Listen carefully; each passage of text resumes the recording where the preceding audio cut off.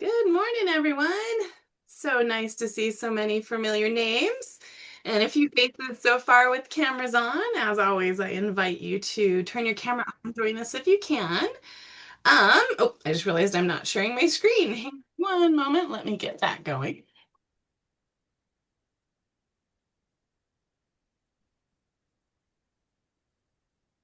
All right, let's try that again.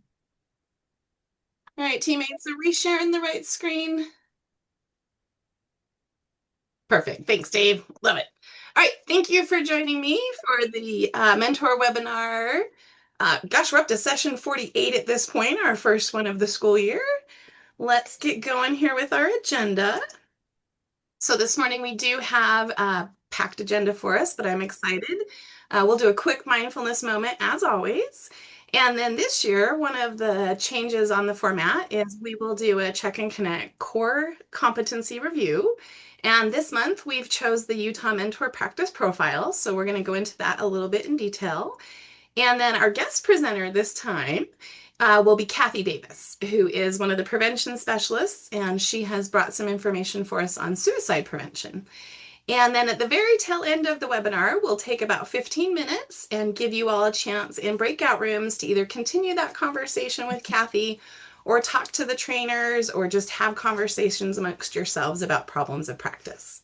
So that'll be our agenda this morning. And I have a couple of my team being co-hosts. So if you have any questions, you're welcome to put them in the chat. All right, like I said, we're going to start with a mindfulness this morning. And I just thought it would be a good opportunity to do some like overarching reminders of some of the simple ways that we can help our students with mindfulness and even ourselves. Like the belly breathing conversation, there's a multitude of different ways to do that, like rainbow breathing, snowball breathing. I think we've shared a few of those.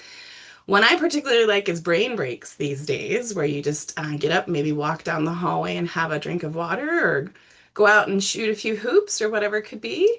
And then calming activities. I know if you've been to my trainings recently, we love a fidget. I've also gone back to the calming jars as just one of the simple things we can do to kind of help us get refocused. And then mindful journaling, I think, is such a great way you can help kids kind of get the thoughts out and get refocused as we're meeting with them. Okay, so that is our mindfulness this morning. And like I said, we're going to go ahead and review the Utah Mentor Practice Profile. I think it's important for everyone to know that it's just the National Check and Connects template with a few pieces added that make sense for our local use. So, another thing I think is important for everyone to understand, just a quick clarification, Check and Connect gives us multiple tools that feel very similar. So today we are going to talk about the practice profile, which is the longer, more detailed document that gives specifics on what mentors are doing with Check and Connect, family engagement, and those types of activities. And then there are two other assessments that you can use also. There's a mentor self-assessment, which is just a downloadable PDF, and it's like a one-pager that's just a simpler version for mentors to be able to go through and just do a quick assessment and maybe figure out if there's somewhere some professional learning might be needed. Then another tool that Check and Connect gives us is that monthly fidelity survey, which is also a downloadable template. That one is specific to our check data conversations and is typically done with your coordinator, maybe, quarterly or twice a school year. So I just wanted to go ahead and clarify that there are multiple tools that we're using, and I know sometimes it's hard to remember because they all say mentor, but we're here and happy to help with any clarifications if needed. All right, I think with that, the next slide, I'm going to go ahead and turn over to Julia Armstrong. Great, thank you. I'm just going to introduce and get started just walking through this practice profile with you this morning, and then Garrett will continue to take us through the document.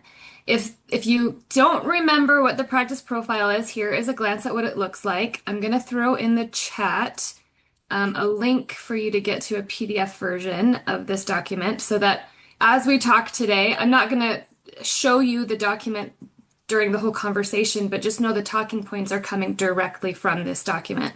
And so I'm just encouraging you to save this, get familiar with it. If you are already in the practice of using it, great. I'd love to hear some insights of how you are using this to help you mentor with fidelity. But I can't talk and copy at this paste at the same time. So I'm just gonna throw that in there. Um, but essentially, we're just going to break this down, and the information that you'll see on these slides is coming directly from this document. So if you notice, just giving you kind of a view of what this looks like, there are multiple components that go through the core components of Check and Connect, and then you're just going to read through each one of these as you're multiple times a year or whenever you feel like you need kind of a refresher, and you'll just mark yourself where you're at. Is this something that you're not doing at all, or is this something that you have mastered? So a 1 through 4, just kind of a self-assessment, a self-evaluation of what this document can do for you. So Amanda, if you'll just go to the next slide. Um, The purpose of this is really to guide you through the core components of Check and Connect. As you all know, Check and Connect is the only evidence-based mentoring model that currently is out there. And so this is what Utah has adopted so that we have evidence to support that if we do these things, then our outcomes will be positive. And so this practice profile is just going to take you through those 4 things to help you really evaluate how you're doing to mentor to fidelity of the model. If you're not doing these things, then it suggests that I'm not doing an evidence-based model, which suggests maybe my outcomes are not going to be what our desired outcomes are.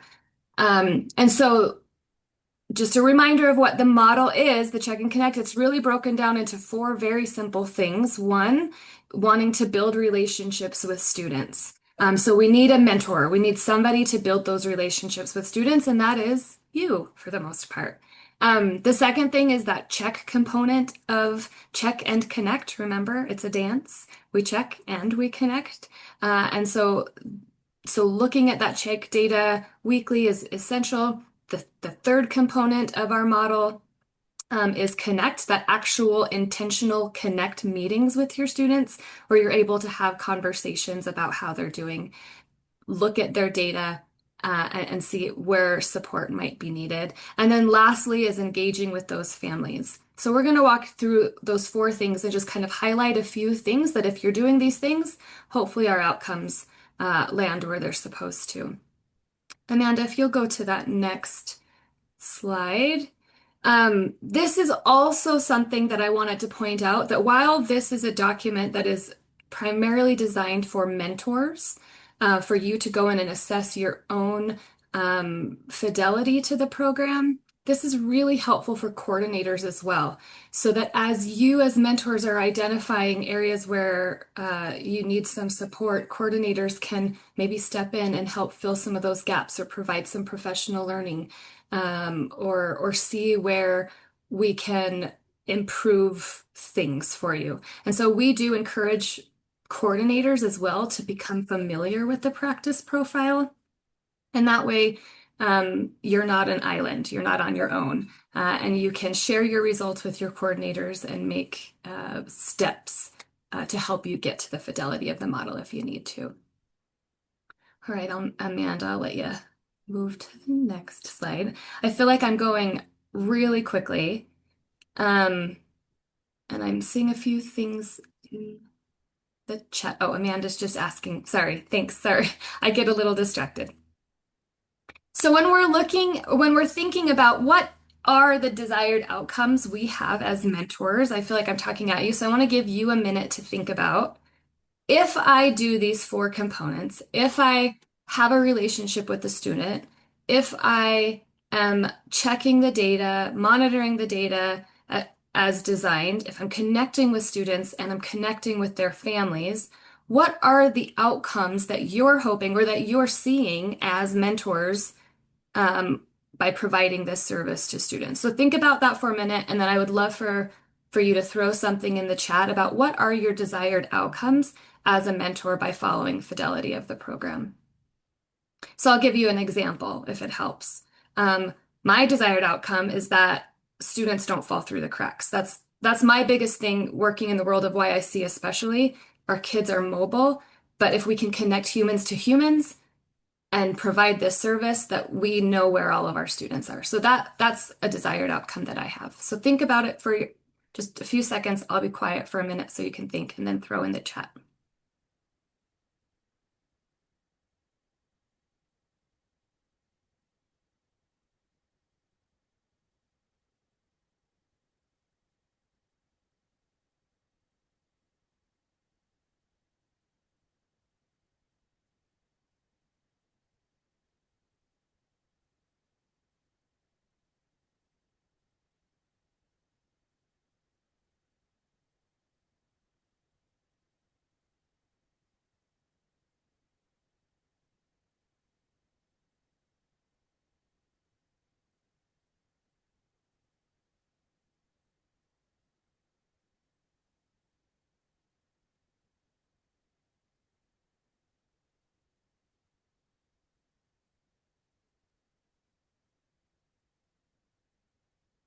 All right, keep bringing them, keep typing. I love the things that I'm seeing.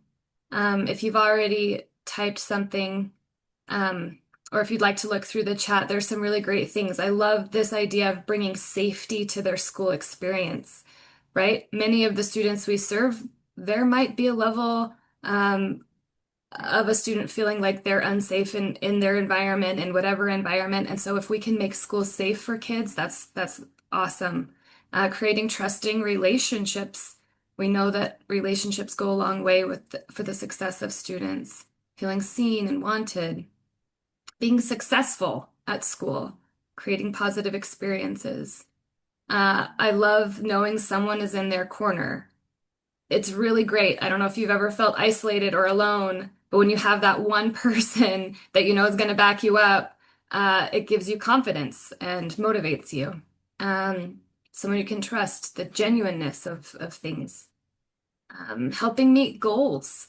I love that, being goal-minded and getting the things that your students want.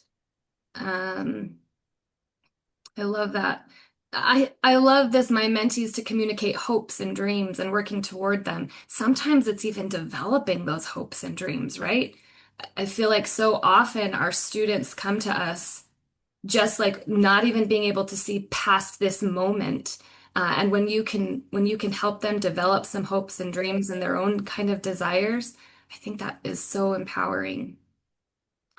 Being seen, helping them to see their potential. I love this. Thank you. I love also to look at this chat and see this army of people with the same wishes and desires and outcomes in this service that we do. And I call it a service. It might be a job for many of us, but it truly is a service to help people reach their potential, to help people get access to things that they didn't know that they had access to.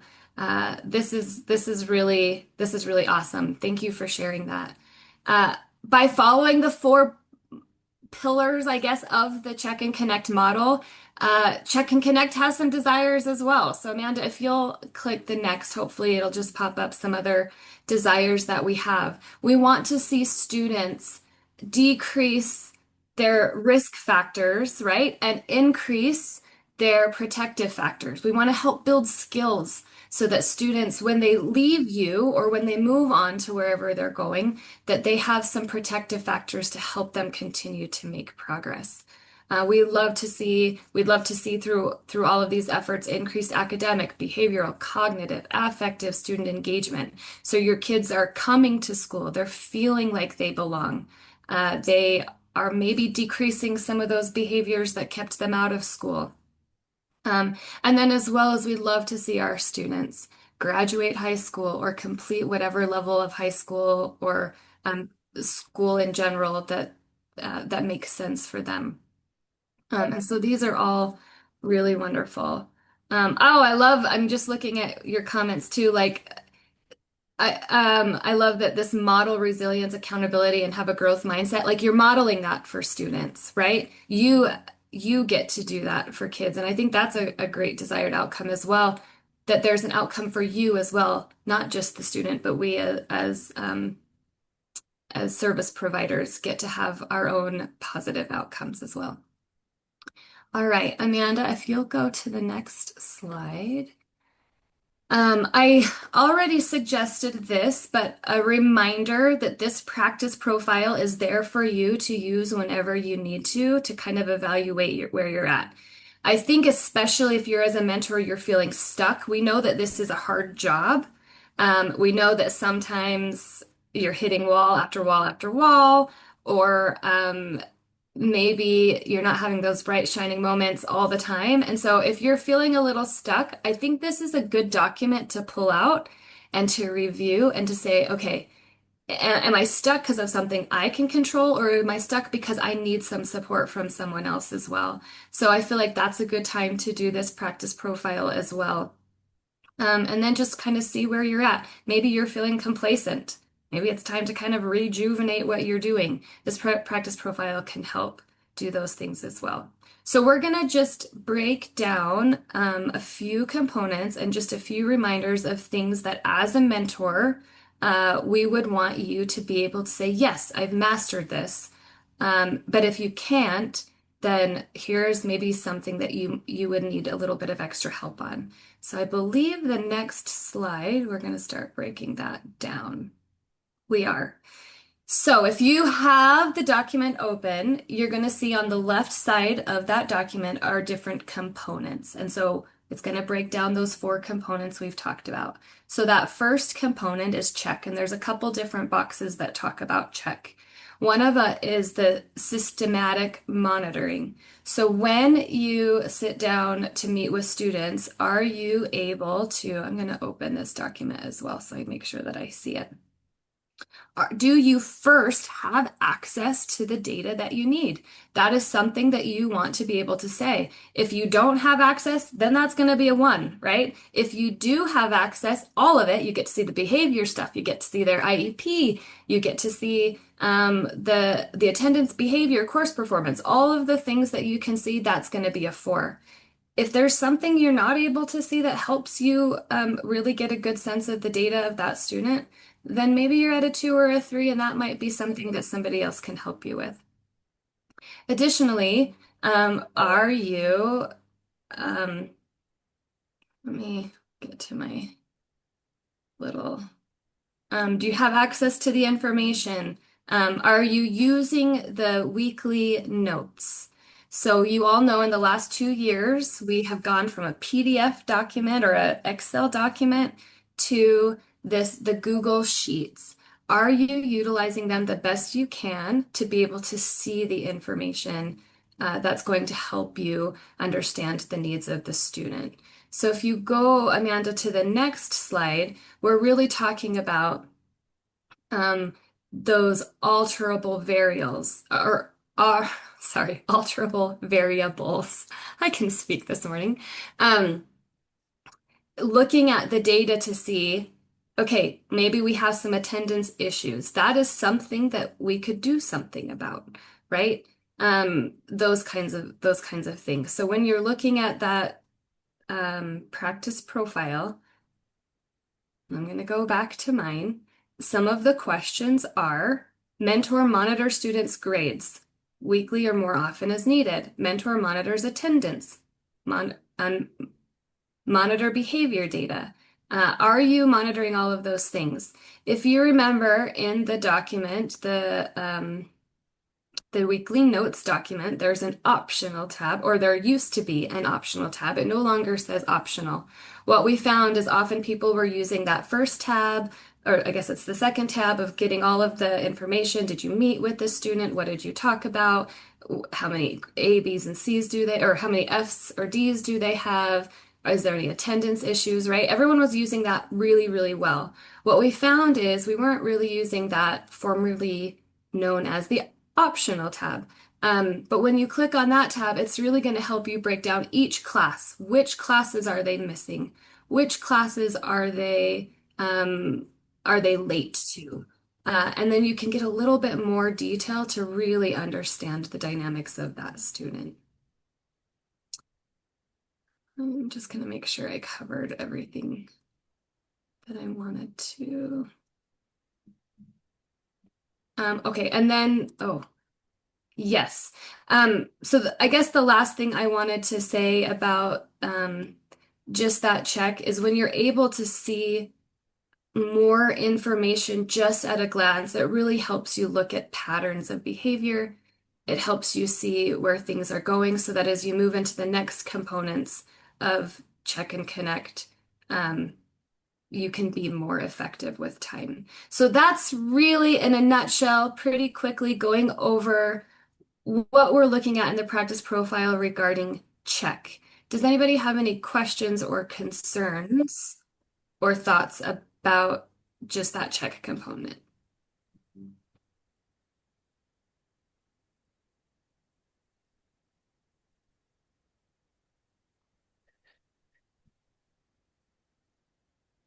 Okay, and I think we're going to have some time at the end too, that as you're looking at this, if you do see something that kind of strikes you and you're like, huh, I wonder a little bit about that, or um, you see something that you don't understand, make a note of your questions, and then at the end of this presentation, we'll have a minute to talk more about those. And then, of course, at the end of today, we'll have even more time to break out into smaller groups to ask any lingering questions.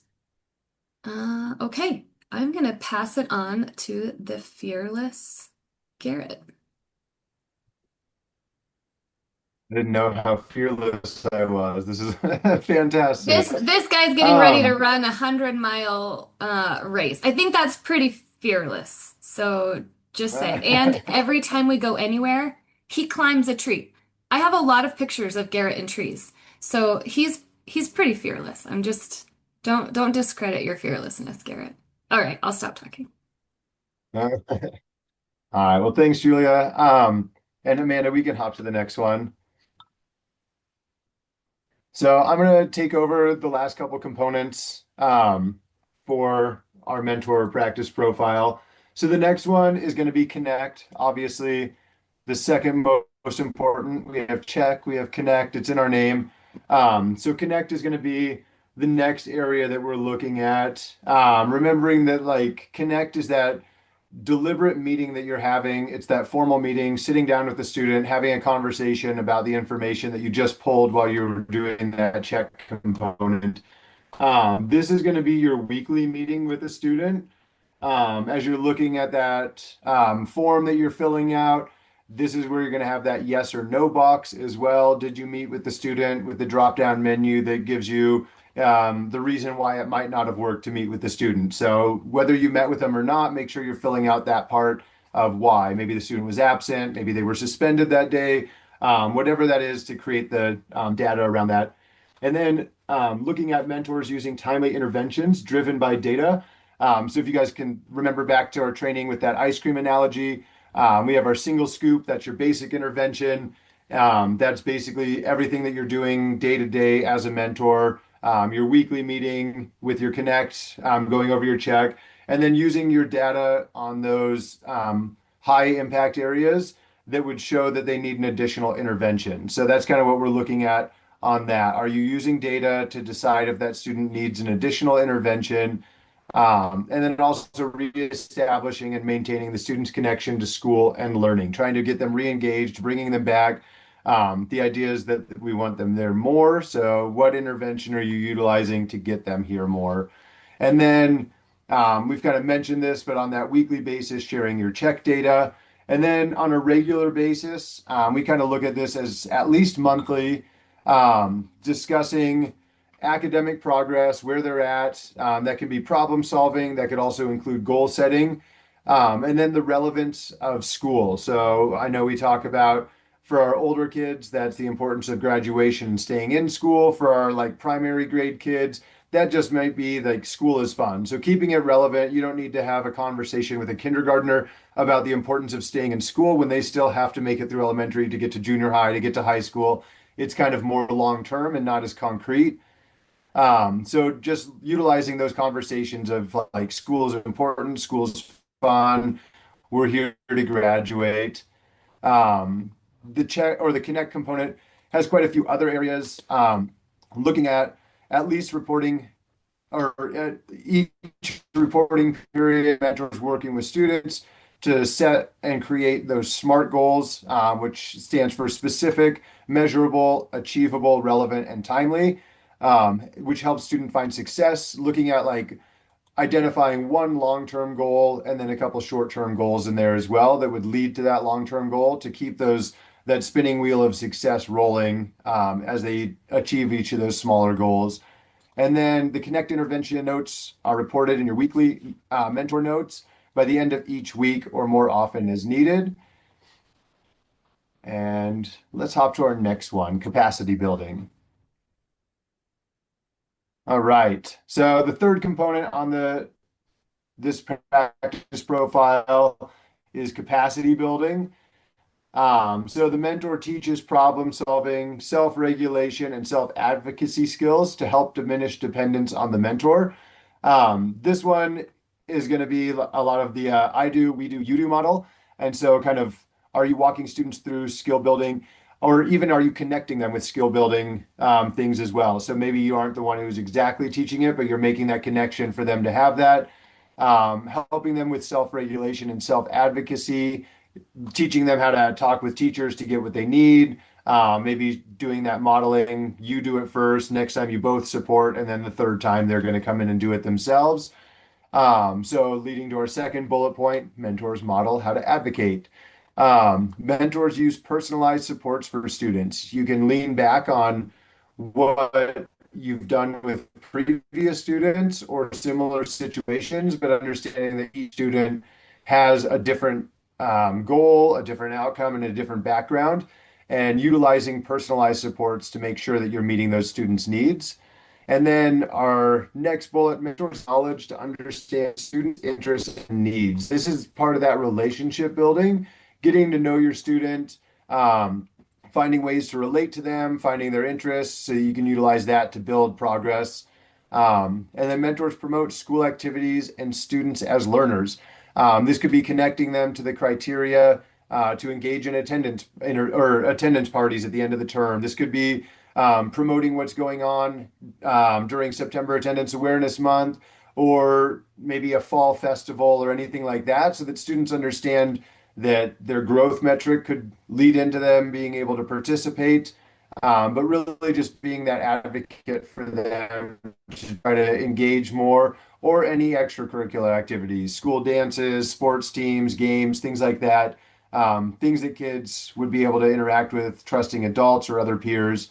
And so you trying to make that connection for them as their mentor. And then looking at events and promote student identity as a learner. Maybe that's connecting them with tutors, connecting them with other like trusted adults that's going to help them reach their goals as well. Next one, please, Amanda. All right. The next component is going to be team engagement. This one's a little bit more difficult depending on the student group that you're working with. So remembering that our YIC students are going to have a much larger team. So you're not just going to be connecting with whoever their guardian is. It could be people that are court appointed. It could be their caregiver or caregivers. It could also be like a guardian ad litem. There's quite a few other. I'm sure Amanda and Julie can hop in and to name all 50 people that could potentially be in a student's life that's in the YIC. But that engagement includes making sure you're reaching out to everybody that is part of that. And then even our other students, maybe they have a split family. So making sure you're sharing information with everybody so that it's not a he said, she said as well. Establish Our mentors establish each family slash caregiver's preferred two-way communication system. It's not always an email or a phone call. Sometimes parents enjoy texts. So trying to figure out what is the best way, best time for families to reach out to provide that information. Maybe it is bringing them in and just having a face-to-face conversation. We do know like best practice would be promoting a two-way communication at least monthly. It doesn't have to happen every week, but if you could try to strive for a two-way communication at least monthly, that would be fantastic. And then on a weekly basis, sharing students' ABC data, so attendance, behavior, and course performance with everybody that's involved in that student's family, whether it's just guardians or the infinite possibilities of a YIC student. so that they know where those students are at. Are they on track for their goals? Do they need additional support? Things like that. And then on a consistent basis, which generally means monthly, mentors interact with and support families and caregivers to ensure students' needs are met at home and at school. So you can think of this as like helping to bridge barriers for students, whether they're having issues with bullying or mental health. Maybe they need some alarm clocks to get up in the morning to come to school. But that's really just trying to figure out what the family could need and the student needs so that we're tying in that three-legged stool of community, home, and school as that person environment fit for the student.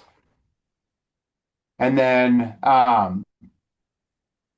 looking at community partnerships when relevant to help that student. Maybe there's extracurricular after school things that we're trying to connect them to.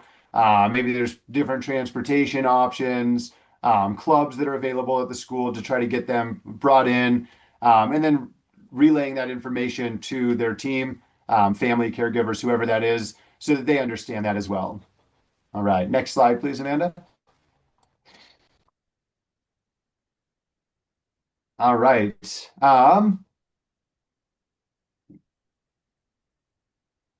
So this one here is talking about mentors' relationships with students are based on mutual trust and open communication. And also the mentor, it focuses on promoting the student's educational success. We can like our students. Hopefully we do like our students, but we're not always there to be friends with our students. We're there to support them to reach their academic goals and graduate. And so that's that main focus part is that we want to stay focused on their educational success. And then building trust and open communication. This can be having those honest conversations of where they are at. Maybe they're super credit deficient, but trying to figure out the pathways to help them to graduate, giving them the actual pathway versus telling them like, yeah, you're totally doing fine when realistically they're not.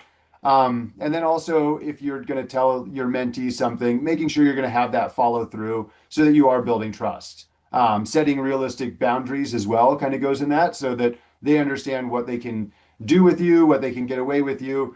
We teach what we tolerate. So trying to set that up successfully right from the get-go. That creates that open, but also trusting relationship with your mentor. All right, next slide, please. Or mentee, sorry, I keep saying mentor. All right. Um, Real quick, we can take a few questions either on the check, connect, any of the team engagement, capacity building, and personalized data-based interventions, any of those components in the mentor practice profile. We have a few minutes here if anybody had specific questions.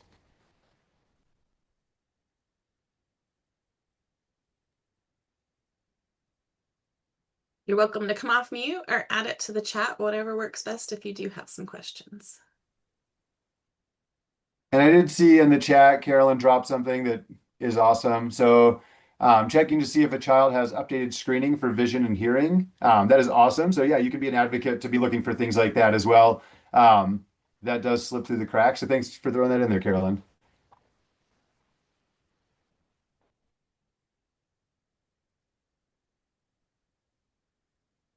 Some examples of extra interventions a student might need. Yeah, so I think that question, it will vary. So, an idea for like attendance interventions could be getting them an alarm clock to wake up in the morning. A younger student, it could be connecting them with a walking buddy because they're not coming to school on inclement weather days or things like that. Um, it could be adjusting their school schedule as a secondary student if they're not able to get there for first period because they constantly have like to catch the bus and they're missing that. So some of those could be examples of like attendance interventions, but it'll only be an intervention as long as you're tracking that something has changed since you've provided that intervention. Otherwise, it's just giving them a support. An example of like a course intervention for like credit accrual could be assigning them a tutor. It could be connecting them or changing their seat in a class. Maybe it could be like looking at getting them packets for classes that they're behind in. So some of those could be some examples as well.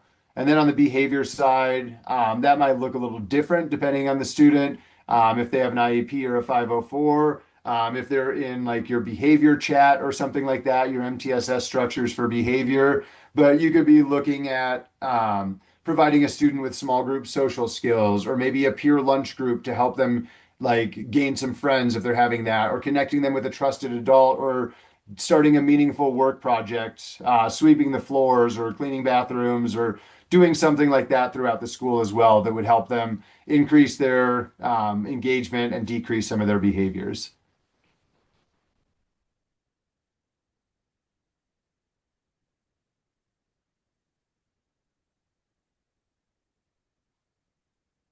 Another question in the chat. What does sharing data with elementary students look like?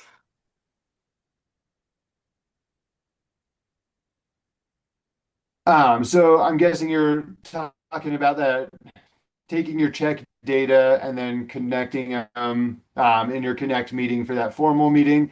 So that is going to look different if you have more of the primary grades like kindergarten through third, or those intermediate grades. And it's going to be like having those conversations that are going to be grade level appropriate. So it is going to be harder to have a conversation with like a kindergartner in a first grade about where they are at academically.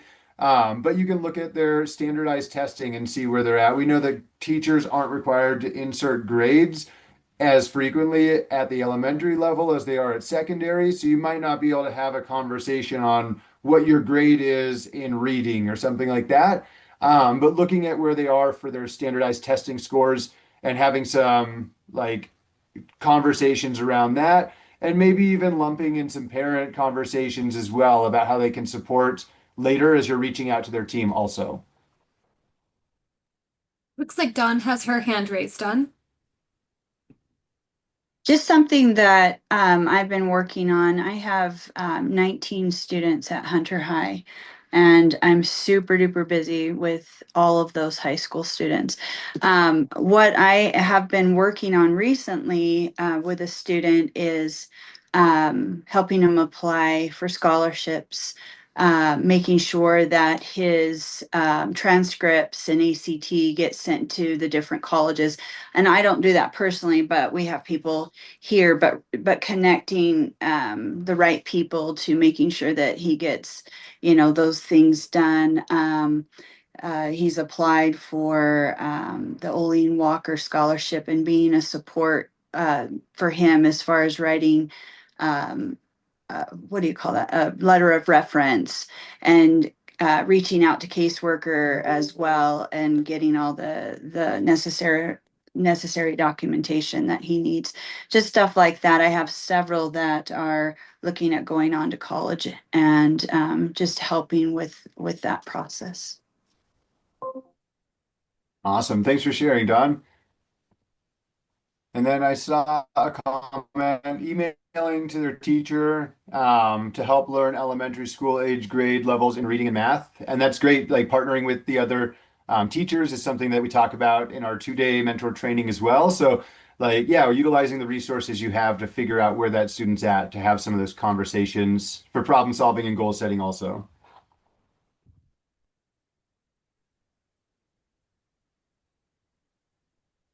Awesome. And I just always like to add in, this is where I think we just have to simplify it down. I think we get hung up on our words. I know a mentor shared an example with me of just talking to a student about how the first time they met with them, they weren't able to read a book. And the next time they met with them, they had checked it off their list. So that is a good way to even talk to them on kind of a simpler level about their check data. All right, Garrett and Julia, thank you so much. I always appreciate it when my co-trainers jump in with me and we get to share our knowledge. I appreciate all the comments in the chat. I encourage you to go in and read them if you haven't had a chance. There's some good gems in there. If there's not any other questions or conversation about the profile, I think I'll go ahead and introduce Cathy and get moved on. Any other questions, friends? All right, I'm not seeing anything there. Okay, I think some of you have had the opportunity to hear from Cathy before, but just in case you haven't, Cathy taught ecology, biology, and health sciences, which is anatomy and physiology, for over 18 years. For 7 of those years, Cathy taught school success to at-risk students. She's a small business owner and a graduate of the Goldman Sachs 10,000 Small Business Program. Cathy has training in eating disorders, grief counseling, trauma-informed care, and is certified with the American Association for Suicidology and she is a school suicide prevention specialist. Sorry, all the words. Cathy is also certified as a QPR, Safe Talk, Connect Postvention, Youth Mental Health First Aid, and Prepare Trainer. She has served as the current suicide prevention specialist at the State Board of Education since 2014, and she's currently pursuing her PhD in education leadership and policy at the University of Utah. And I'm so excited to have her with us today, so I'm going to stop my screen share and let Cathy take over.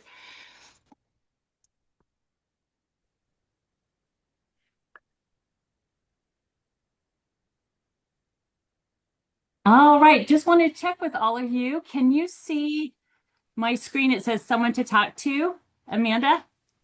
Okay. Oh, wow, I love that when this happens. Okay. So I love this. I look forward to this opportunity because you as mentors, you are my people. I love this so much that I'm able to do this. So I decided to title this Someone to Talk to because in my world and from the whole time from when I was just teeny tiny to now, I have mentors in my life and I can't get through life without them. I have a mantra and it's actually the theme of everything we do in suicide prevention, and it's called Never Worry Alone. And just real quickly, I want you to think of a time where you were worrying alone all by yourself. And this is what we call rumination. So just put in the chat if there's something that's happened in your life where you're worried about it and you just worry alone.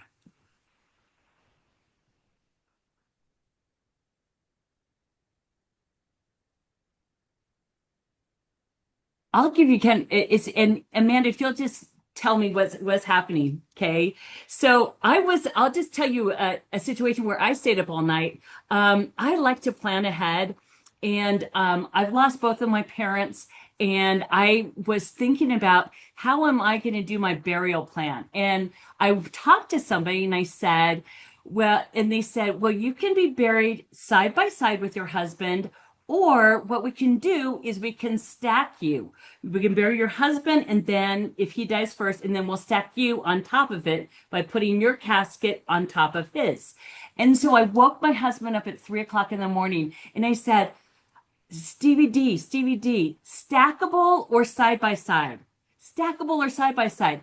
He didn't have any background knowledge. He was thinking I was talking about washers and dryers. He said, well, we can have both in our house. We can have a stackable where we have the washer and dryer stacked on top of each other, or we can have them side by side. I was talking about caskets, but he was talking about washers and dryers. So what I'm saying here is what you need to do in life is, first of all, get to know that person. Understand that there's anxiety there. I want to just pose this question really quick. Did anyone write anything in the chat, Amanda, of what they're worried about? Yes, sorry, I muted myself there. So we had someone share that they rarely voice their worries, so she often worries or always worries alone. A never-ending to-do list. I know personally for me, it's when I make mistakes. So those are some of the things that were shared.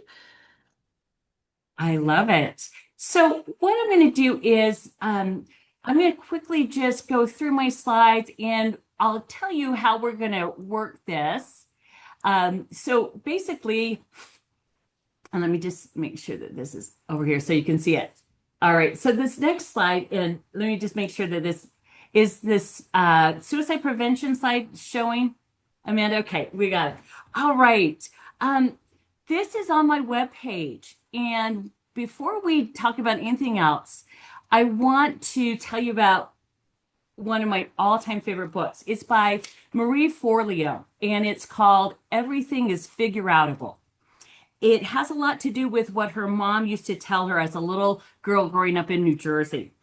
She said, Marie, nothing in life is that complicated, she'd say, from halfway under the sink as she fixed a leak.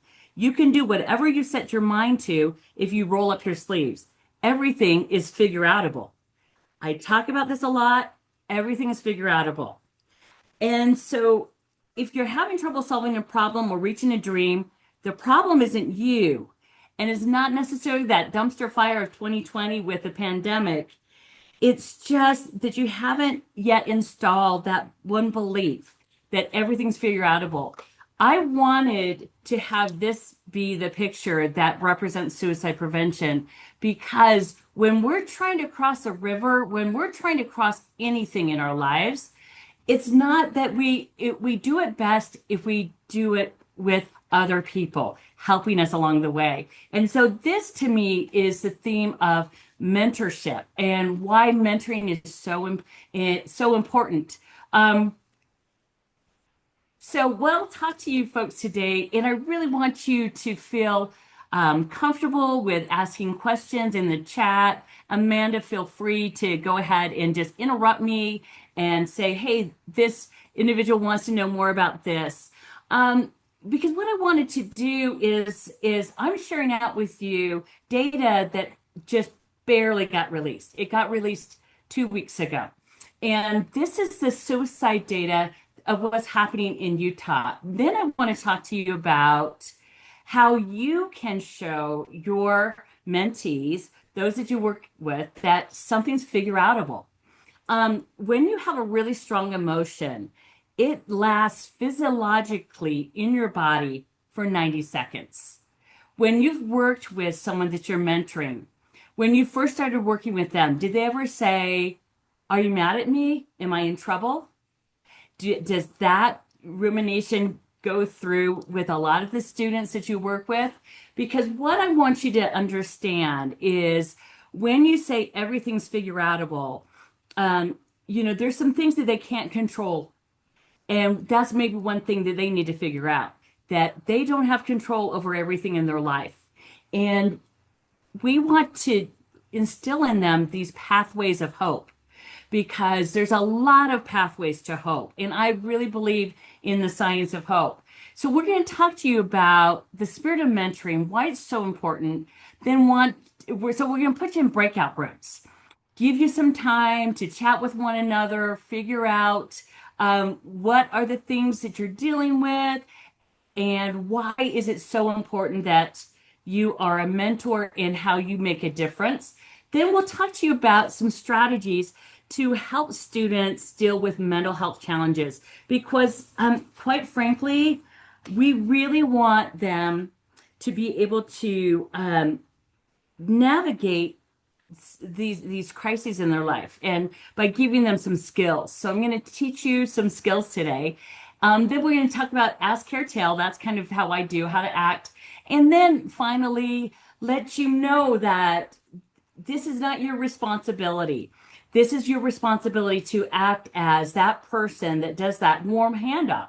Because I'll tell you, quite frankly, you are the safest people in that student's life. If you're a mentor, they're going to feel safe with you because of all the great training you've had and where you can go from there. All right, so we'll go ahead and launch into this. When we talk about mortality data, I'm going to talk to you just about across the lifespan what's happening, but then narrow in on youth and what we're dealing with when we look at suicide, especially suicide prevention for youth.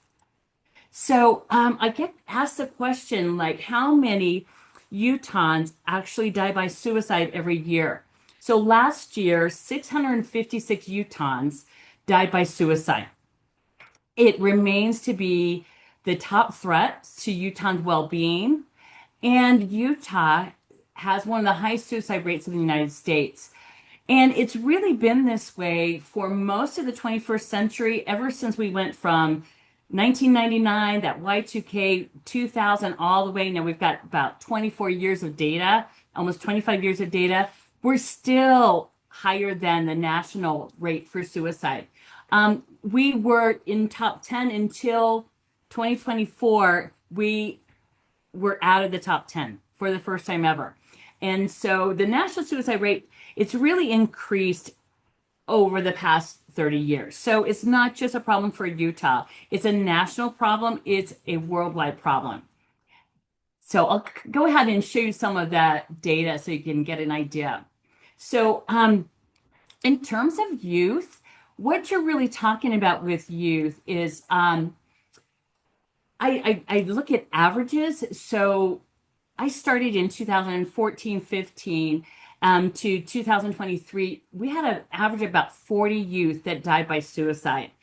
And then specifically, if I'm talking about a count, we had 32 youth die by suicide. And so what I want, and a lot of people don't realize how many people are affected by suicide. And before I go further, I just want you to know that if this becomes a conversation that's hard for you to deal with, if there's something that activates some memory or something in your life, that you take the time to, just if you need to just tap out for a minute, come back in, that's perfectly fine, because self-care, I think, is really, really important. And it's interesting, this is the first time we've really, as a team, looked at the fact that youth ages 10 to 17 were most likely to leave a suicide note among all age groups, which was interesting, 45%. And then across the lifespan, I oftentimes get the idea, the perception is that there's more youth suicide deaths than any other death. But it's 5%. It used to be 6%. So we are making some positive strides. We really are. But it's an issue that spans the life course. So a lot of what I do in suicide prevention is reaching out to people to give them those pathways of hope. I'm not going to say that suicide is 100% preventable. Why wouldn't I say that? Because sometimes, despite all of our best efforts, we're going to lose kids. And yet, nonetheless, I really feel like we're making a big difference. So I'm going to go through a couple more. Because we in Utah are very lucky to have a suicide researcher. And for the past 7 years, his name's Dr. Michael Staley. He has been researching the suicide deaths that have taken place in Utah. I meet with him on a regular basis, and he consults with me because he needs to know, he's trying to figure out something that's really hard. And it's going to take us a long time to just get a better idea of everything that's happening, because it's really, really complex. So this is kind of what's happening. So the purple line is the Utah rate of youth suicide, but then that green dotted line is the US rate. So I started in 2015. So from 2011 to 15, we saw a 141% increase in our youth suicide rate. And at that time, the governor, it wasn't Governor Cox, it was Governor Herbert. He said, wow, we've got to do something about this. And so the CDC came out and worked with us and looked at all of our data. And after about 2015, we saw that the suicides decreased, but then they went back up again, and then they decreased. And if you look at what's happening, it is, by count, is we really are seeing our counts go down. So we had so in 24 with the 32, that's a lot lower than we had in other years. So, but one thing that we do talk a lot about is that since 2020, nearly 60% of all suicide deaths have involved a firearm. And why this is significant is that when you have someone that's suicidal, if you can put time and distance between their suicidal thoughts and their action, and then you've interrupted something. And if they are really dysregulated and cannot find that firearm, they don't have the means to take their life by suicide. And so that's one way that we prevent suicide is we talk a lot about lethal means restriction. So if you've noticed, we don't have as many kids die in car accidents anymore. And the thing that really moved the needle on all of this is when we had seatbelt laws. And then we had laws that said no texting and driving. And then we said, well, if you're going to get your driver's license, we're going to have it a graduated program. You can't drive with your friends in your car until you've had a little more experience. So it's a wicked problem that was solved by a seatbelt. That is what prevented so many different, so many fatalities in car accidents. And so that's kind of what we're doing here in Utah is we are trying to restrict access to lethal means so that it's not available. Okay. So when I talk to you Can I folks jump in and about, ask a question? yeah, go ahead. Are there still some organizations that are giving out gun locks and things to that effect? Absolutely. Okay. If you need gun locks, you can get gun locks through me, through the Utah Suicide Prevention Coalition and Committee. And Amanda, I'll connect you in my follow-up email so that you know what's out there. And I'll tell you some things that we're doing that are unique in Utah. So I pulled this out of a memo that got sent out in 2018, February 20th, in fact. And I'm just going to, Amanda, would you read this for me? Would you mind reading this for me? I'd be happy to. And far and away, the most important thing we can do immediately is to make sure that our children feel included, cared for, and loved, regardless of who they are, what they have done, and their inevitable challenges. They need to know that when they hurt, that there is hope, and that the hurt can go away without them going away. And they need to live and play in spaces where access to lethal means is restricted. Yeah. So this whole conversation is about when they hurt, there's hope, and their hurt can go away. So when I talk about that 90 seconds of intense emotion, when you have an intense emotion in your body, physiologically, it lasts 90 seconds. 90 seconds is a minute and a half. How many of you have been experiencing intense emotion and it seems like it lasts forever? Yeah, but it's really 90 seconds. You could extend that a little longer, but that's just because you may just go back and restart that traumatic moment by continue to think about it and all of that. So we're going to talk to you about some strategies we're doing in Utah to kind of interrupt that well-worn path and get kids to a better place. All right. I couldn't do this discussion without talking about protective factors. Now, I met with Amanda prior to this webinar, and she said that a lot of you have been through the protective factor framework and have an idea of just what's out there. Wouldn't it be so nice if we could bubble wrap our kids? You know, when we send them to kindergarten, just bubble wrap them and then they just don't get hurt or anything. But unfortunately, we can't. But there are some things that we can do that counterbalance those risk factors. It's really a scale. If a kid has a lot of risk factors, you want to add on more and more protective factors to even that imbalance. So concrete support in times of needs. I bet a lot of you folks have teen centers at your facilities. And then knowledge of development, understanding that the brain is not fully developed. Social connections are really key. When you have social connections, that means, like I showed you my first slide where those kids are trying to get across that river, but they just have to do it. They have to do it by themselves. And some folks are going to have a lot of fear about it, but you got to hold hands and stick together. I have a necklace. I get a new necklace every year. And this is a necklace that says, we are all just walking each other home. And if you can keep that in mind, it's from Rumi. And essentially, that's what we're doing socially. Resilience. We've got some really gritty, just scrappy kids that you're dealing with. Really access that. Help them understand that they can do really hard things. And then cognitive, social, and emotional competence. Um, with this protective factor framework, we want to also add on these positive childhood experiences because I think these positive childhood experiences are really, really key.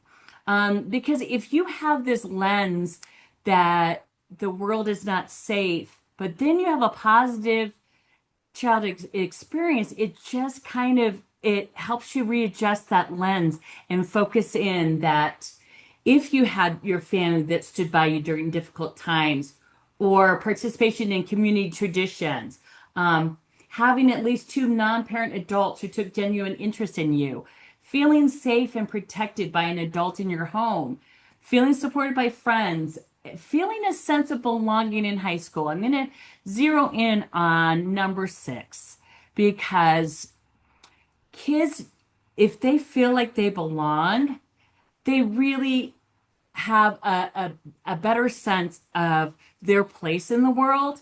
They can be really quirky. I'm a super quirky person, but I feel like I belong. And there is a role that I play. And then being able to talk about your family, about your feelings. Um, so this is where I bring in the research that supports Check and Connect and why Check and Connect mentoring is so key. Um, Garrett, can I have you read this, Garrett? Oh, yeah. In a large current sample of U.S. high school students, mentoring relationships were associated with lower odds of suicidal ideation, suicide planning, and suicide attempts. These findings suggest that supporting the development of formal and natural mentorship relationships at school may reduce the prevalence of suicidality among U.S. students.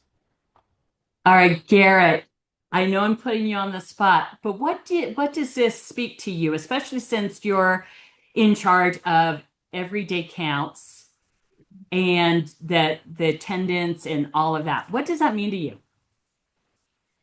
Yeah, I mean, I think there's a lot, especially like recently, that's been going on. That relationships are huge. Mentoring is obviously what we're talking about here as we have check and connect and everything, but just creating positive bonds with anybody, and that quality relationship versus like the quantity of numerous people. I think it's really important to like be able to find out, set goals, work on problems, have real conversations about struggles and know that you're not the only one in that situation and that other people go through it and there's other people here for you as well. I love it. I couldn't have said it better, Garrett. Thank you so much for that. So we're going to get, this is where I think you're going to learn the most in this webinar, and you're going to be learning from one another. And in any session that I do, I kind of take a step back and realize that your lived experience is going to tell so much more. And this webinar is going to have the most meaning because you're going to attach it to your background knowledge and how your life was affected by a mentor. So there's going to be 2 questions. And Amanda, I'm going to put these questions up. Will you capture those questions and put them in the chat before we go into breakout rooms?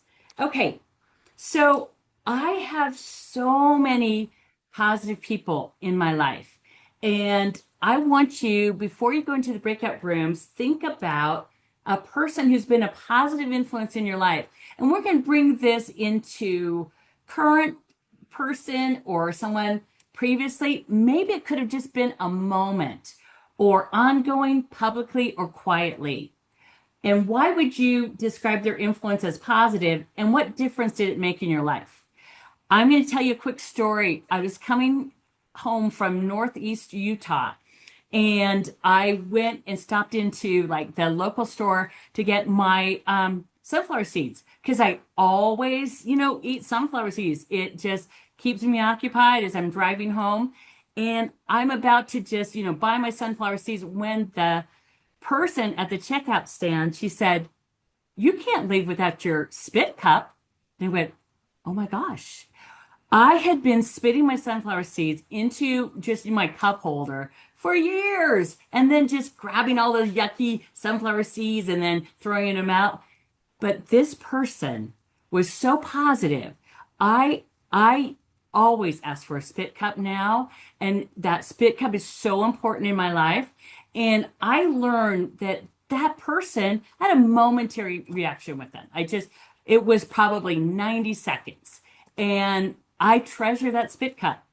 And yes, I still have that same spit cup because it meant so much to me that they cared enough about a total stranger to help them, navigate their way home. We're all just walking each other home. So these are your 2 questions. You're going to be in your breakouts for 5 minutes, Amanda.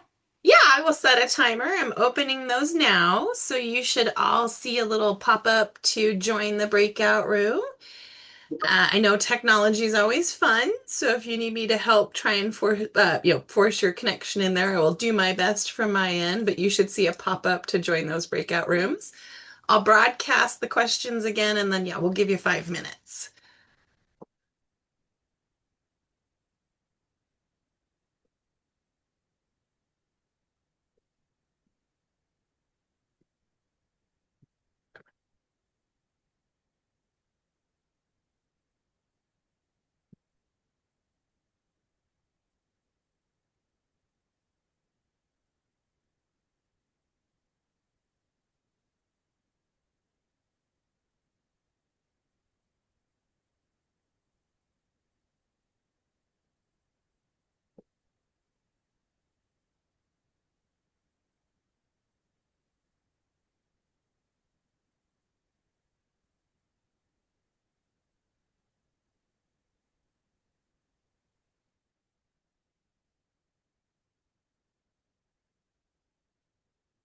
All right, Amanda, it looks like a couple people are needing to be in a Oh, room or, let's see. With yeah, multitasking, friend. yeah, it looks like And, room and we might six. have some multitaskers. Let's see. Who was it? Yeah. So room six, it looks like you've got 3 people that haven't joined Let's see. Oh, in room yeah. six. Yeah, you've got Mike Willis. Yeah, he's out of Oh, Super School District. Mike. So, What we yeah. I know we can't call on people. I'm just kidding. Happy So yeah, so birthday, you might friend. have so we might need to move that one singleton Yeah, in let's room six. move Ash, her. Let's see. I think down to 10. Let's move her down to 10. okay, that's great. And then those guys, if they come back in. So Mhm. I think Ashley's the only one. And then the rest of them have like 2 or more. Okay. And then it looks like room 11, Let me go down there. Matt Black is all alone. Okay, let's bump him into 12. Did that work? And then it looks like the rest are okay. Fair enough, LaRue. If your mic's not working, that makes sense, friend. Still happy to see your Okay. picture on the screen. Okay.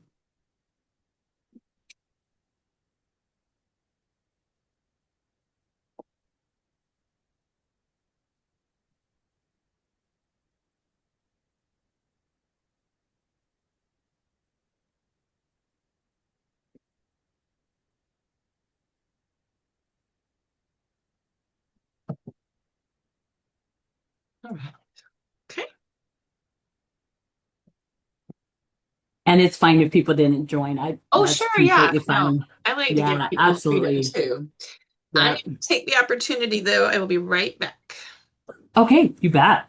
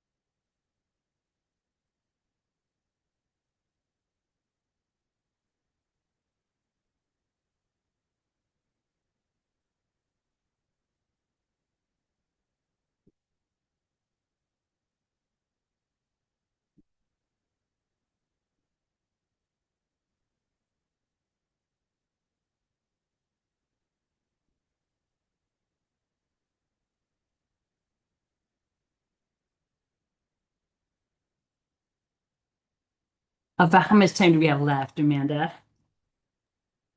The timer's down to a minute. Oh, I'm glad you asked because this is where I need to close it because it gives them like a 1 minute warning. Okay, sounds good. I thought we were about 4 minutes in. No, that was a good call. So that will give them a 1 minute warning, and then some might Okay, come back or it'll force them back in the minute. okay.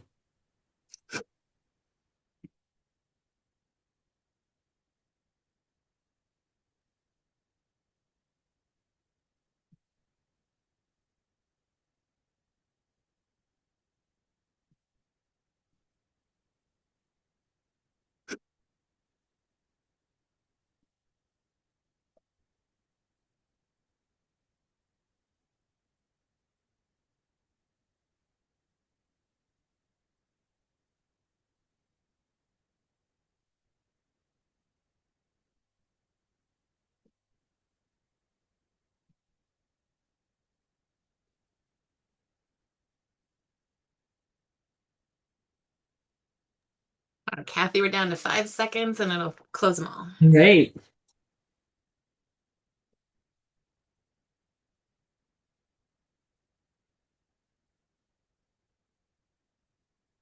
We needed more time. Oh my gosh, We had some David, great stories. I love it. This is one of my favorite things to do because, I think if when I decided a long time ago that experiences are more important than like a gift. I think, the experiences that you have really shape you and form who you are. So we want to kind of, and David, would you mind coming off mute and maybe sharing one of those stories with us? You muted yourself again, friend. That's Yeah, good. and I And just clicked now like three unmute. times. Okay. No, we definitely needed more time. I love this kind of activity because I think just as human beings, we naturally forget. And so when there are questions that are like this and we are given the opportunity to share and it starts you start to reminisce and you start to remember some of the important people that I think for me I can speak for myself were strategically put into my life in my lifeline. I can remember all the way back even when I was a little kid, those people that were put in certain times in the right place at the right time with the right information. I just think it's pretty incredible, um, the influence that we can have with one another in a positive way, if we're just willing to take the time to listen, sit down, and share, become a little bit vulnerable and share, share those experiences with each other. So I appreciate the activity. And so for me, I had the opportunity to share just a little bit about, in my professional career, one of my big mentors, um, would take time every single day to coach and to teach. And every time I come across something in my professional career, I can hear his voice. And it's sometimes it's giving me positive reinforcement, and sometimes it's scolding me a little bit. But I can hear him, and he just because it's the human experience is incredible, and he took the time and he cared, and he was passionate about really really developing um, his employees, his administration, and so Yeah. just really appreciate that, and it's helped me a lot in life. I love it. That's so great. And I just want to give you all the opportunity to just write something in the chat. Either, answering the why is their influence still affecting your life and positive in your life or that person. So let's just go ahead and give it up and give thanks to the people that have helped us get through some hard times. Mm-hmm. And if any of you need to come off mute or would like to come off mute, you're more than welcome to do so.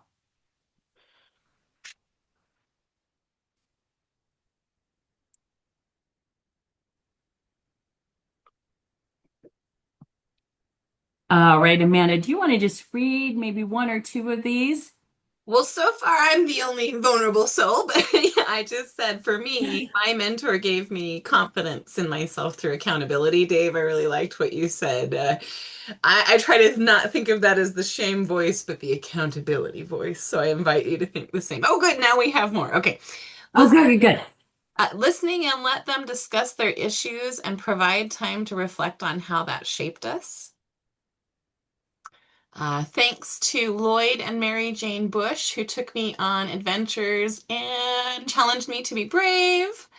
Makes me want to be better. Those who really listen gave me self-confidence to be myself, loved me unconditionally. It wouldn't I wouldn't be involved in this career if I hadn't been encouraged to go and complete a master's degree in school counseling because I would be 3 years older, whether I did it or not. I love that. You're gonna age one way or the other. Yes. Shout out to Dalton, I think, for showing me the best path in the Air Force. Oh, that's huge. My daughters are cheerleaders, and quirky isn't bad. I'm so on. I agree. I think the quirky is the way to be in my book. Let's see. Love My it. friend listens to me and doesn't judge, checks in on me regularly to talk and see how I'm doing. Oh, that is so huge. That judgment piece, absolutely. Thank you so much, Amanda. In this next slide, so we've already had a lot of you share this, whether in the chat or David went ahead and talked about his experience, and Amanda talked about the mentors in her life. But you need to realize how you are making a difference. And I've been teaching since 1992, and I have a happiness file of all the notes that I've received from kids, all the letters, all the emails, and their graduation announcements, wedding invitations. You make such a difference. And I want you to understand that and realize that.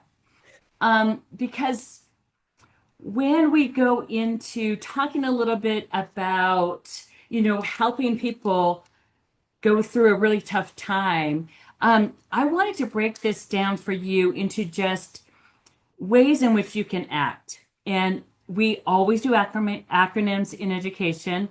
I don't know if there isn't an acronym that we haven't formed yet, but it's ask, care, and tell.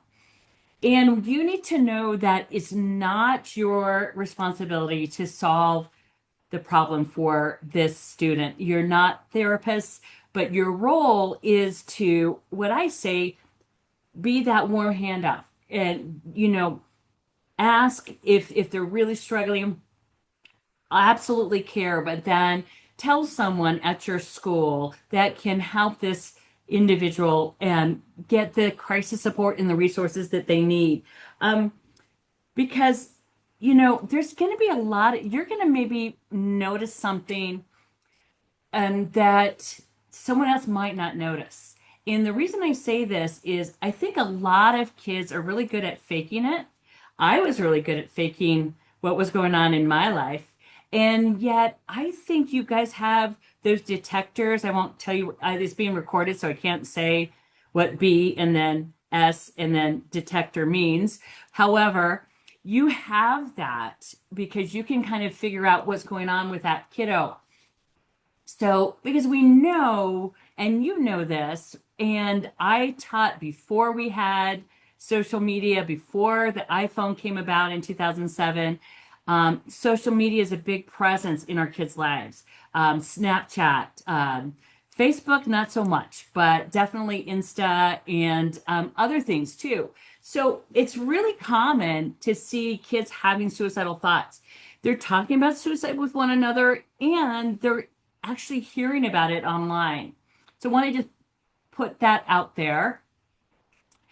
And I know that it's hard to have these conversations. So after today, I hope I can make you feel comfortable about some uncomfortable conversations. And it brings up memories and it can increase your own struggle and pain. So I really want you, once again, I'm going to give you this message to take care of yourself and reach out for support if you need it and be safe. So When you explain mental health to a teen, you really want to compare physical health to mental health because your brain is an organ like any other.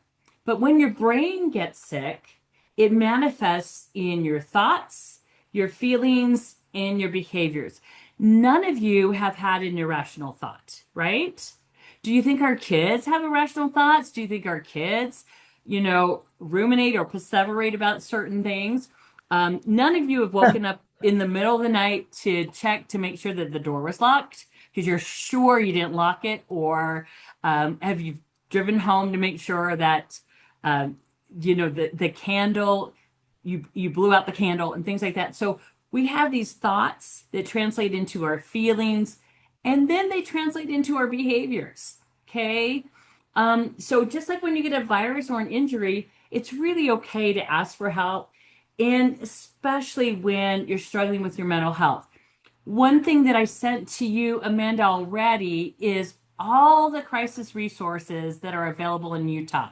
And I sent you this paper in English and in Spanish. And we'll distribute that to all of you so that if you need to know what crisis resources are around, this will give you a really good idea of what's available statewide. So if you ask a student if they're suicidal, is that going to make them go ahead and take their own life? It's actually going to decrease their level of anxiety. And really, we have a desire to live and protect ourselves from injury, and it's really powerful. Most youth have been exposed to the idea of suicide already through peers or media. And if they're not thinking about suicide, if you ask about it, it's not going to cause them to think about it. If they're thinking about suicide, asking can lead to feelings of relief, and it gives us important information to protect and help them. So I break it down. One more acronym. Sorry, I've got ACT and now I've got LEARN. But you want to be able to look for warning signs. You want to empathize and ask about suicide, restrict lethal means, and we'll get information out there to you folks about where you can access gun locks and gun safes and all of those things. And then we want you to be empowered to know what is that next level of care? What's that going to look like? So I like to just say that warning signs of suicide are broken down into what are you hearing? What are they saying? And then what are you seeing in their behaviors? And then are there some life events that have just completely rocked their world? Did their parents get divorced? Did they break up with a girlfriend, a boyfriend? Those kinds of things. So here's some of the things that you're going to hear. You're going to hear things like, life's just not worth it anymore, or this is just too hard. No one will care if I'm gone. I want to go to sleep and not wake up. I'm a burden. No one needs to take on my troubles. If such and such happens, if I flunk this class, I'm just done. Everyone would be better off without me, and no one will notice if I'm gone. So your role is hearing that, and then in your mind saying, okay, let's check the facts on this, and getting a different framework for that student, because they may be in that 90 seconds of high emotion where they don't have access to, their executive functioning of their frontal lobe, where they can really reason because they're so emotional. And this next one, some of the things that you're going to see is those activities of daily living are super crucial. It's like, what are their eating habits like? Are they not eating? Are they eating too much? Are they sleeping enough? Are they like on their devices all night? And just communicating. Are they withdrawing? Are they avoiding? Not following through on commitments, not getting their work done. And with this, what it is, I think in your realm, this is what happens with kids. Because I worked 7 years just working exclusively with kids that wanted to drop out of high school. So it's either they start a project, but they can't finish it, or they just can't start the project. So it's like it's having a hard time beginning it or having a hard time finishing it. You might have kids do their homework, but they don't turn it in. And I had so many kids through the years do everything, but they were so afraid of failing that they didn't want to even risk getting a bad grade. So you gotta have to break that down for them. Increased alcohol, drug use, researching or collecting means of suicide, putting their affairs in order, like giving away cherished possessions or acting recklessly. So this is just a few things that I've seen through the years. And then finally, we can't leave out the life events that have happened. That perceived rejection or failure, the loss of a loved one, when your parents divorce or facing a major consequence, being arrested or being expelled, any corrective action is really tough for kids to take because they take it personally. They can't separate themselves from the behavior. They can't separate that they're still that this is something that they have done, but let's look at that person and the bullying, humiliation, sometimes public shaming will happen, a health diagnosis or pain, and then experience abuse or violence, and then maybe even a faith crisis, not knowing what they believe anymore, having a tough time with that. Okay, then this next one is how you can ask. If you're seeing a lot of these things, what you see, you hear, those life events, you could say, what I've heard, seen, or life events, I'm really concerned about you. You can say, I care about you. I'm really concerned. You matter to me. Sometimes people experience depression, loss, or an overwhelming life change, and they consider suicide to escape the pain. Are you thinking of ending your life? It doesn't have to be the way I've written it here. It's best when you formulate your own way of talking about it, but ask directly. Don't just kind of like talk around it, but just really ask directly. When things are really bad, do you wish you could go to sleep and never wake up? And do you ever think about killing yourself? So asking is one way that you really can get a sense of like what's going on in that kid's world. And then get that pathway to hope started for them. And what I want to do is talk a little bit about policies that I've seen. Every school has a suicide prevention policy, intervention, postvention strategy. And you need to know who at your school you need to contact, or if you're concerned about a student. Now, Amanda, if you're dealing with a youth in care, do mentors have access to the caseworkers, or how does that work? Or do you refer back to the supervisor? Help me understand. So yes, they would have access to the caseworkers. But like you said, I think if they're at school, we would want them to connect to those resources that you're probably Right. about to talk about. But yeah, Yeah, they would have absolutely. access to the caseworkers to help bring them into the conversation. Yeah, for sure. So this is the law. And just before this, I didn't put this in the presentation, but any school employee can ask a student if they're suicidal. A bus driver can ask a student if they're suicidal. And I've trained bus drivers in many, many districts. And those bus drivers, they know a lot. They may have been the bus driver for the student from the time they were in kindergarten. They know that route. So you want to be able to tie folks to the help that they need. So here's what the law says. A school shall notify a parent if the parent student threatens suicide. So once you do that handoff, to, it could be a school counselor, it could be a administrator, it could be however that it works at your school. And then you notify the parents of these different events that are happening. And then once that happens, then that school counselor, school social worker, school psych, whomever is working with that student will take it from there. But you know that you are part of that process of getting that student to safety. First of all, you create the safety with your relationship. And we already know that we've done research that states that having a mentor in your life is going to decrease a lot of those feelings of suicidality. And then here's some other, the two main crisis lifelines in Utah are the Suicide and Crisis Lifeline and then Safe UT.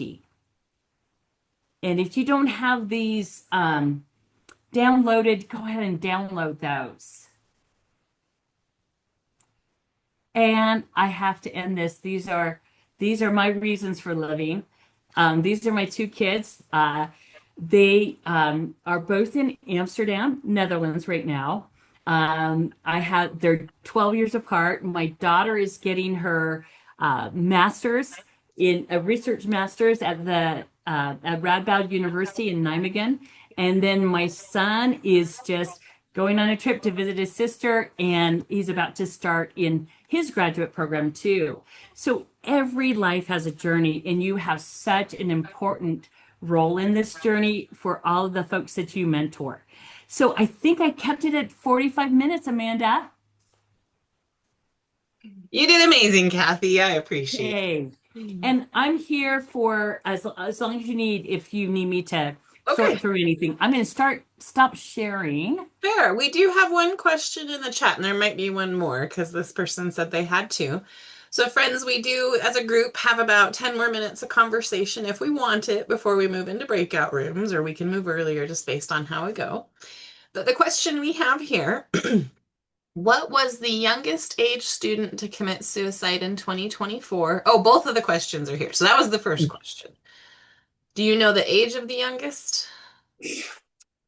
Yes. So if you're talking exclusively about 2024, so I believe that would have been 12. So when we do suicide data, we talk about the suicide data from 0 to 17. And, there was a case a few years ago, I'm sure you're probably familiar with it, of a 10-year-old.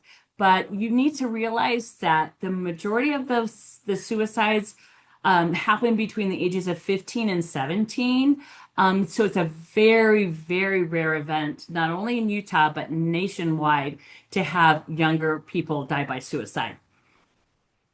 Thank you, Cathy. Okay, part 2. What is your thought about intensive consumption of AI platforms? Do you think they're going to negatively or positively impact the suicide ratio? Okay, so an AI platform cannot replace a human relationship. And so I think we're finding that I think there was a case that was really highly publicized in the media about someone that had a communication with someone on AI that may or may not have led to their suicide. So, I think there's just not enough data and the research isn't in. And so I think AI can be very, very helpful in a lot of ways. In fact, I've used ChatGPT for different things to just help me rework a sentence or something like that. So I think we still need to look at that and realize that it's not going to go away. And it's going to be something that we've got to work with and live with. I agree, Cathy, and I think there are some positivities I've seen. One of the AI things that was introduced to me recently is tutors, that you can go in and have an AI be really specific to tutor a student, of course, with all our filters and good things in place. But yeah, so I think there's, like you said, the data's not in, but maybe there's some potential too. Yeah. All right, friends, any more questions? Anybody want to come off mute or add anything else to the chat?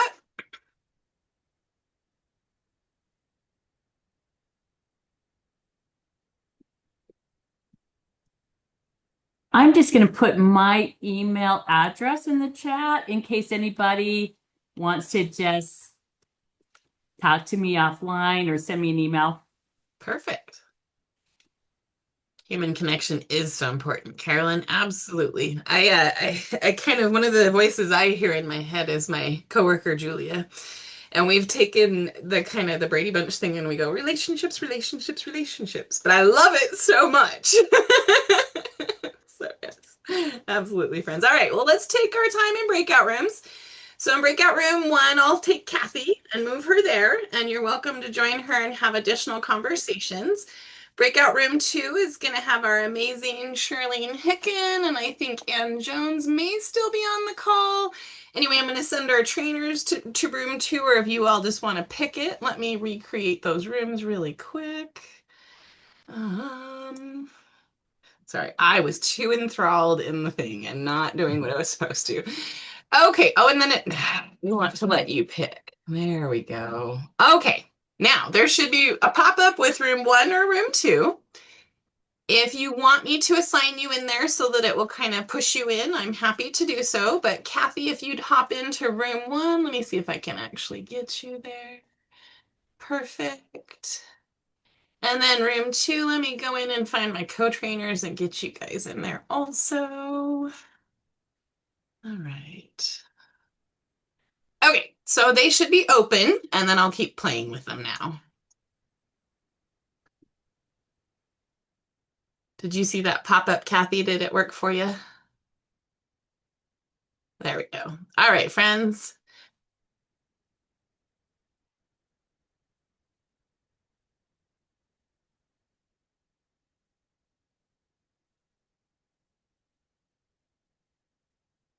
Just let me know if you want me to move you into 1 or 2 if that's helpful. But hopefully you're seeing a pop-up menu that allows you to join.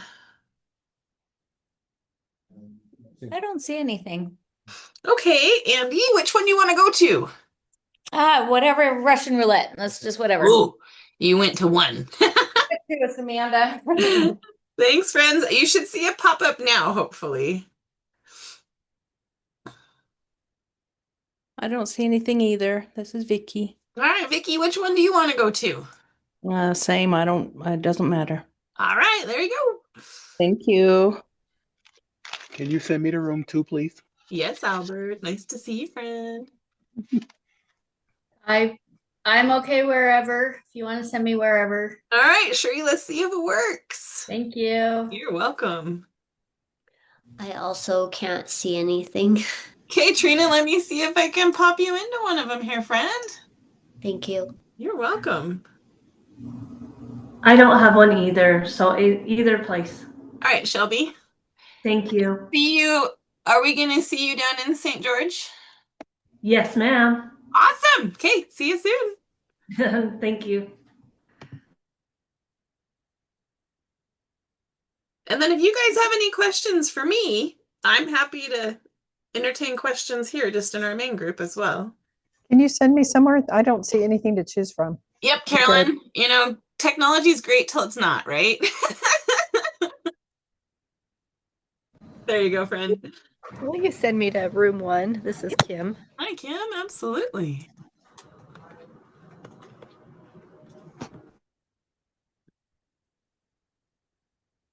Hey, this is Heather. How are you?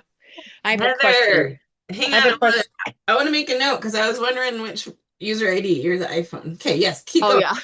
I had a million things I'm trying to do at once. I have a question for you. So I noticed that they were talking about a drop down or a space that allowed the reason for not having a visit. Yeah. I don't believe we have that option. Should we add it? Yes, you will want to talk to Julie. I'm Okay. reading it now so I can talk with intelligence. Bear with me. It's only 4 options. Hang on one second. And of course, I can't remember them off the top of my head yet. All right, let's see. Hop into here.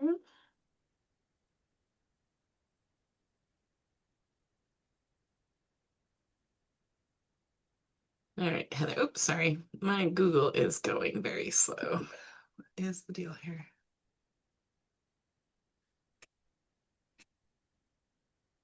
Ah, I went into the wrong drive. That would probably do it to me.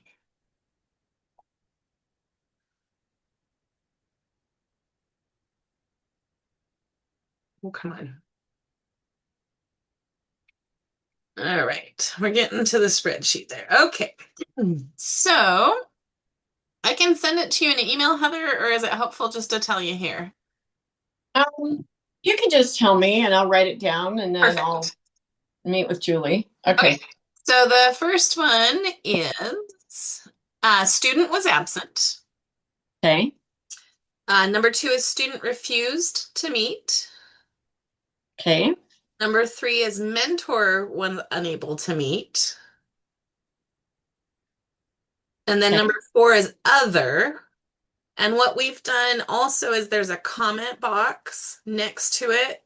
So if they select other, they can add a little more detail. Like maybe student was at assembly or taking a test and didn't want to interrupt them, you know, something along those lines.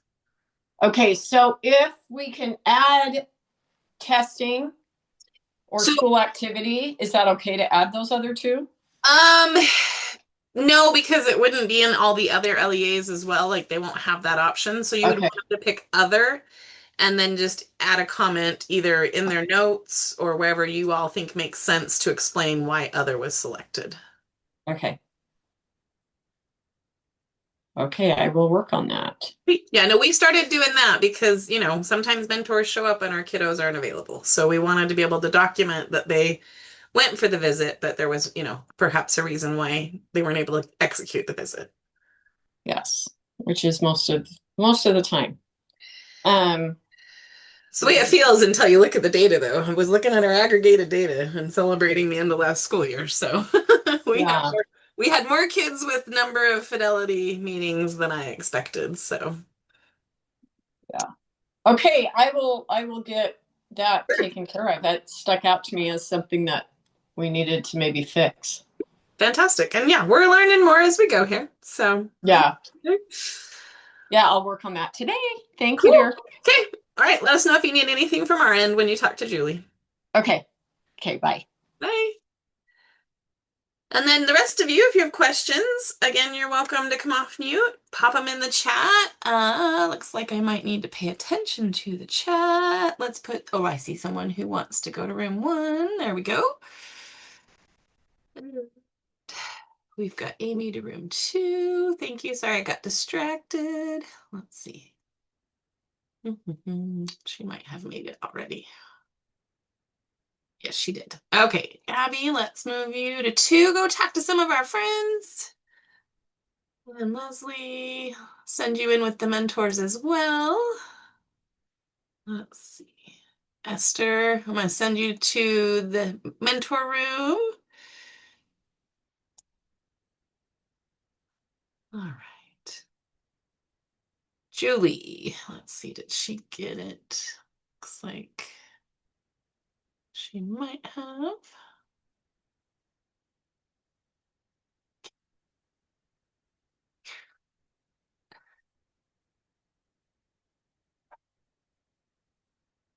Haley, sorry, I just saw your note. If you're still with me, I'm moving you. Riley, same with you. I appreciate your patience.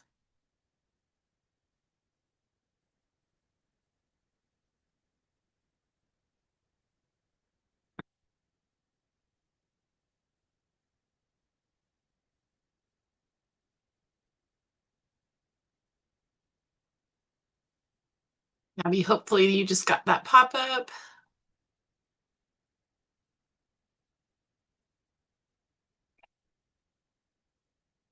Awesome.